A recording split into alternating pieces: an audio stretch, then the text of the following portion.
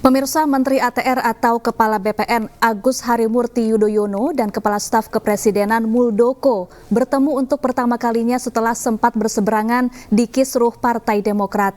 AHY dan Muldoko mengaku fokus pada kerja di kabinet dan melupakan peristiwa yang telah lalu.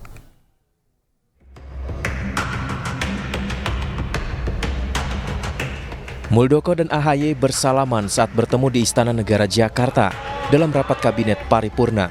Ini adalah pertemuan perdana keduanya pasca AHY dilantik menjadi Menteri ATR BPN dan bergabung dalam kabinet Presiden Joko Widodo.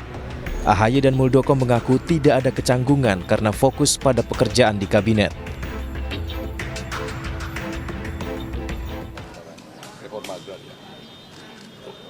Kalau hubungan ya biasa aja.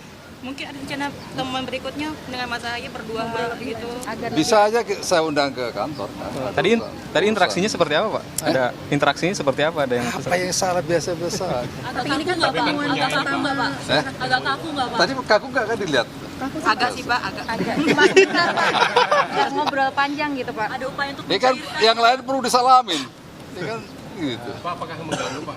Soalnya pernah ada hubungan sengketa Pak? Nggak ada yang mengganggu.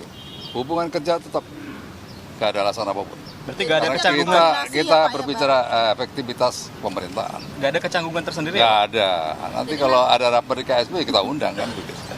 Mul bilang katanya mau mengundang Mas AHY, siap gitu. Mas AHY sendiri siap nggak diundang? Tadi kata Mul mau. Ya siap saja, saya ingin menjadi bagian utuh dari pemerintahan ini.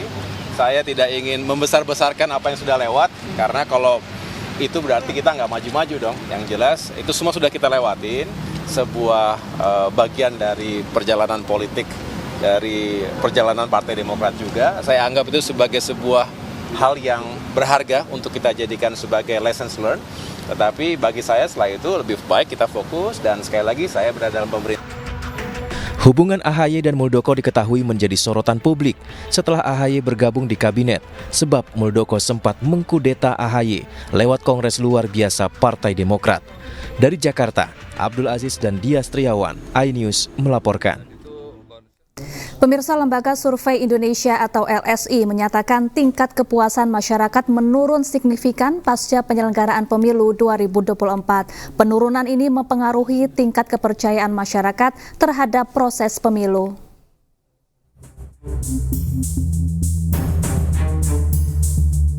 Kepuasan masyarakat terhadap penyelenggaraan pemilu 2024 terlihat mengalami perbedaan signifikan saat masa pencoblosan dan pasca pencoblosan. Dari hasil survei, Lembaga Survei Indonesia atau LSI menyebut ada kekecewaan masyarakat yang muncul usai masa pencoblosan. Saat exit poll di hari pencoblosan 14 Februari 2024, 45,5% masyarakat merasa pemilu sangat jurdil, sementara 48,8% merasa cukup. Kepuasan masyarakat hingga 94,3%. Akan tetapi pasca pencoblosan, periode 19 hingga 21 Februari 2024, kepuasan masyarakat mengalami perubahan. Hanya 17,6% saja yang merasa pemilu jujur dan adil, sementara 58,8% merasa cukup. Total kepuasan masyarakat terhadap pemilu menurun sebanyak 76,4%. Artinya, penurunan kepuasan hingga 10% lebih. LSI mengingatkan jika tren penurunan signifikan kepuasan ini terus berlanjut, maka akan berpengaruh terhadap berkurangnya legitimasi dan tingkat kepercayaan masyarakat terhadap proses pemilu.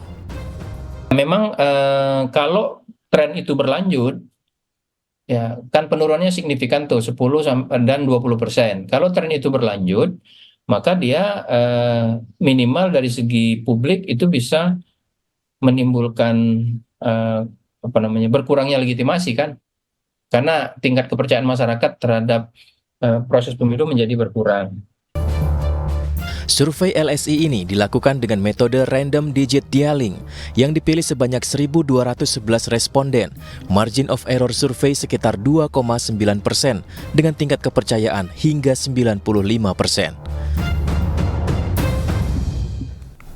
Ya, di ujung rekapitulasi penghitungan suara KPU, berbagai persoalan masih terjadi. Dari dugaan manipulasi suara mencuat di berbagai wilayah hingga formulir C1 atau C hasil milik salah satu partai politik tertutup atau diduga hilang di aplikasi Sirekap.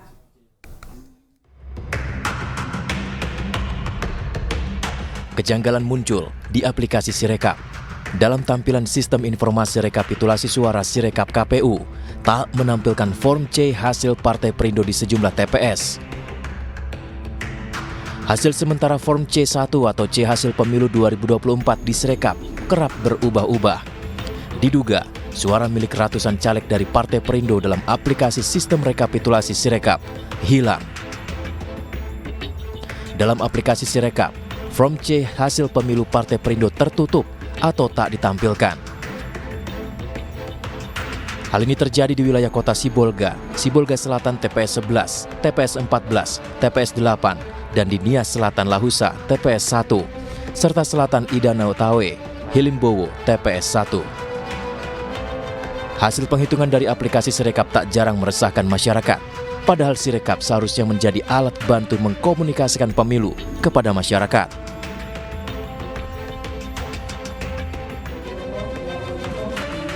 Sementara itu, dugaan manipulasi suara mencuat di berbagai wilayah.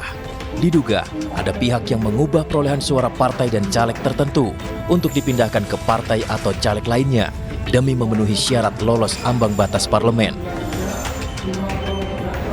Dugaan tersebut muncul seiring keputusan KPU untuk menghentikan sementara proses rekapitulasi suara di tingkat kecamatan. Akibatnya hal tersebut menimbulkan kecurigaan.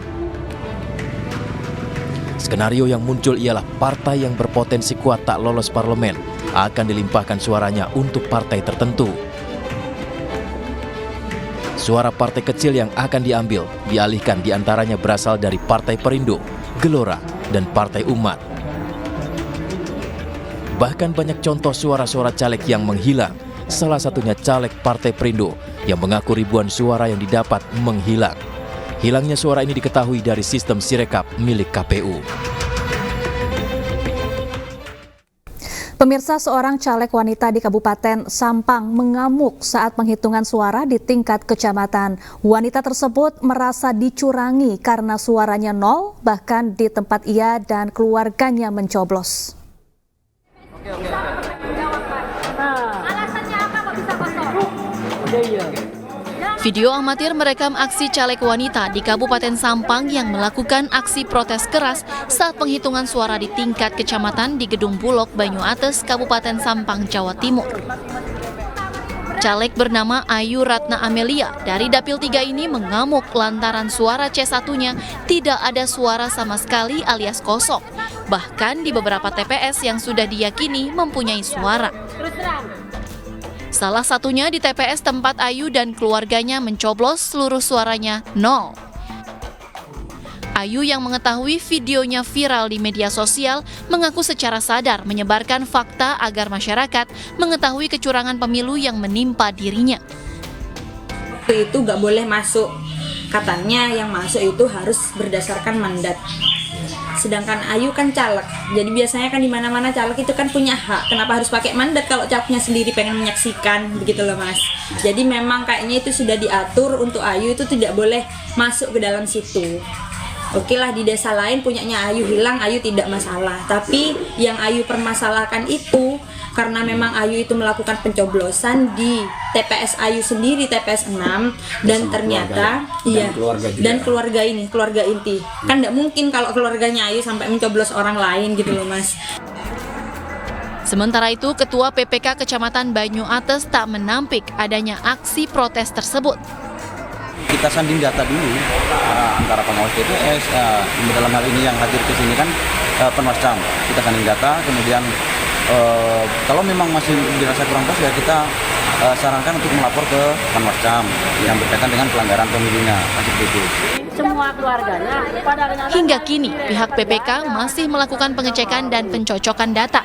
Apabila tindakan PPK masih kurang puas, pihak calon bisa melapor ke Panwascam terkait pelanggaran pemilu atau bisa melapor ke Panwaslus Sampang. Dari Sampang, Jawa Timur, Fatur Rahman, iNews melaporkan. Pemirsa, usai jeda Ainyu Sore akan kembali dengan dialog terkait tarik ulur hak angket bersama dengan sejumlah narasumber. Tetaplah bersama kami.